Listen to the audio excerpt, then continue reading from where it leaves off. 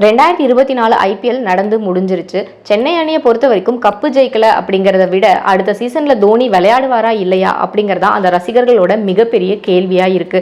இதுக்கு முக்கியமான காரணம் என்ன அப்படின்னா, தோனிக்கு ஒரு நல்ல ஃபேர்வெல் கொடுத்து அவரை வழி அனுப்பி வைக்கணும் அப்படிங்கிறது ரசிகர்களோட மிகப்பெரிய விருப்பமா இருக்கு. தோனியும் சென்னையில தான் தன்னோட கடைசி போட்டி இருக்கணும் அப்படின்னு விரும்பியிருக்காரு. அதனால அடுத்த ஐபிஎல்ல அவர் விளையாடணும் அப்படிங்கிறது ரசிகர்களோட எதிர்பார்ப்பா இருக்கு.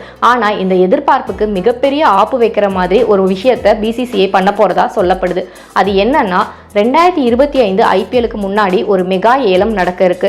இந்த ஏலத்துக்கான பணிகளை தான் இப்போ பிசிசிஐ மேற்கொண்டு வராங்க. குறிப்பா இந்த ஏலத்துக்கான ரூல்ஸ் அண்ட் ரெகுலேஷன்ஸ் என்னென்னலாம் இருக்கணும் அப்படிங்கிறதுக்காக 10 அணிகளையும் கூப்பிட்டு பிசிசிஐ பேசியிருக்காங்க. அதோட முடிவில் ஒரு அணி அதிகபட்சமாக 3 வீரர்களை தக்க வச்சுக்கலாம், அதே மாதிரி ஒரு ஆர்டிஎம் கார்டை தான் பயன்படுத்தலாம் அப்படின்னு ரூல்ஸை கொண்டு வர போறதா சொல்லப்படுது. இப்படி ஒரு ரூல் வந்தா அது பெரும்பாலும் சிஎஸ்கே அணிக்கு தான் பாதகமாக அமையும். ஏன்னா தோனி என்னதான் சென்னை அணிக்கு முக்கியமான வீரராக இருந்தாலும் அவரோட வயது மற்றும் உடல்நிலையை கருத்தில் கொண்டு பார்க்கும்போது ருத்ராஜ் கெய்க்வாட், ஜடேஜா மற்றும் பத்திரனாவை சிஎஸ்கே தக்க வச்சுப்பாங்க. அதே மாதிரி ஆர்டிஎம் கார்டை பொறுத்த வரைக்கும் சிவம் துபேக்கு தான் அவங்க யூஸ் பண்றதுக்கான வாய்ப்புகள் இருக்கு.